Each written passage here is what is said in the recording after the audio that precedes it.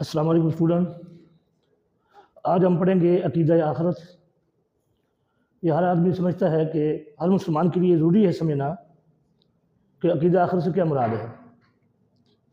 عقیدہ آخرت سے مراد ہے کہ مرنے کے بعد پھر سارے لوگ جو ہے ایک میدان میں جمع ہوں گے جسے میدان محشر کہتے ہیں۔ یا دوسرا عقیدہ آخرت سے مراد ہے کہ مرنے کے بعد زندہ ہونا۔ تو پیارے بچوں، یہاں پر ہم نے مختصر جواب دی ہیں، اور یہ جو چیپٹر ہے یہ ہر عام خاص کے لیے ہے، یعنی ہر مسلمان کے لیے ہے، صرف خارجی طلباء کے لیے نہیں ہے۔ سوال نمبر 1 ہے، مقام محمود سے کیا مراد ہے؟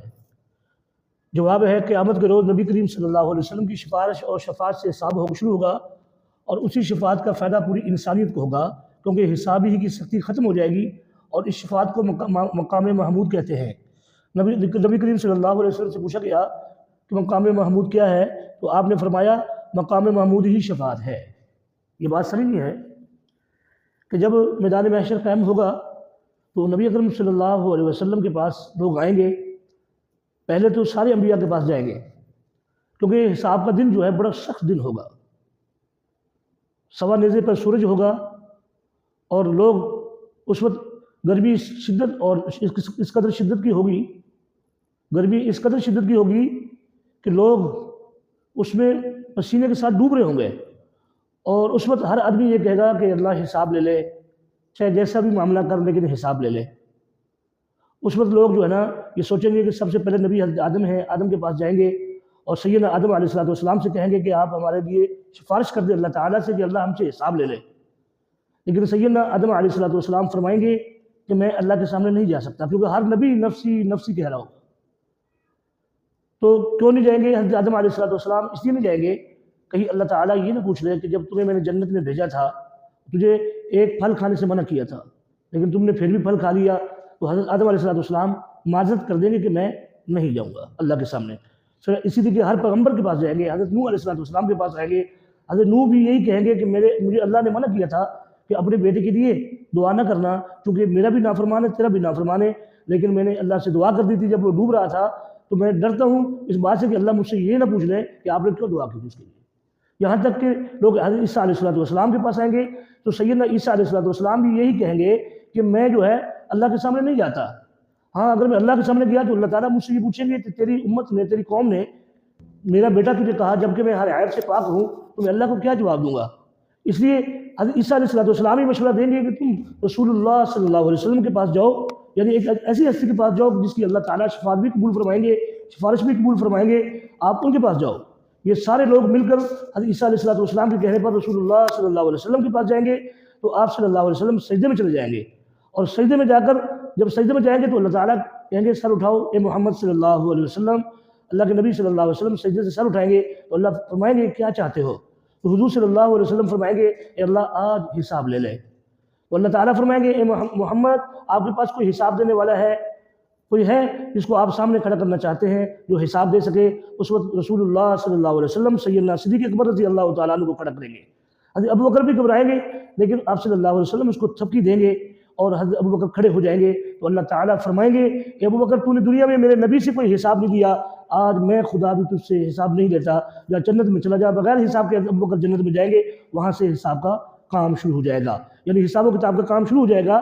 یہ اسی سبق کے اندر یہی فرمایا گیا ہے کہ اس کا فائدہ پوری انسانیت کو ہوگا، کیونکہ حساب سے سختی کم ہو جائے گی، اور اس شفاعت کو مقام محمود کہتے ہیں۔ نبی کریم صلی اللہ علیہ وسلم سے پوچھا گیا کہ مقام محمود کیا ہے، تو آپ نے فرمایا مقام محمود شفاعت ہی ہے۔ سوال نمبر 2 آگے سمجھیے، یہ بھی بہت اہم سوال ہے۔ حوض کوثر کے بارے میں مختصر بیان کریں۔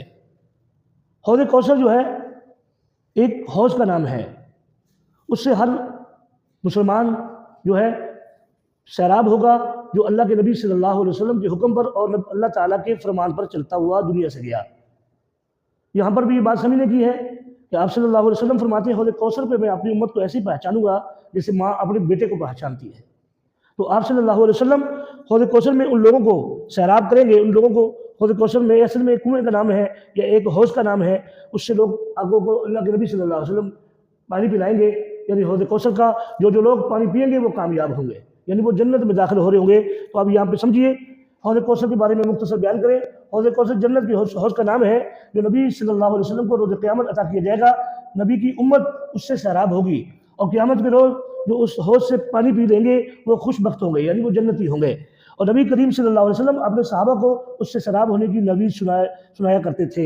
یعنی آپ صلی اللہ علیہ وسلم صحابہ سے کہا کرتے تھے کہ آپ میرے ہاتھوں سے حوض کوثر کا جام پئیں گے اور اس سے اللہ تعالیٰ پھر آپ کا جنت کا فیصلہ فرمائیں گے.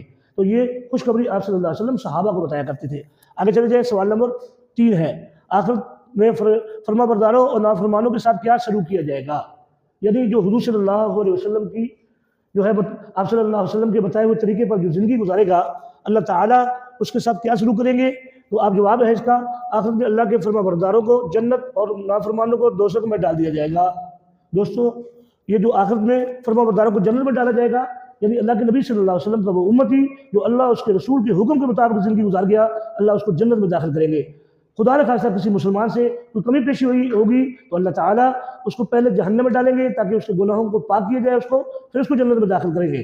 اور کافر جو ہے ہمیشہ ہمیشہ جہنم میں رہے گا.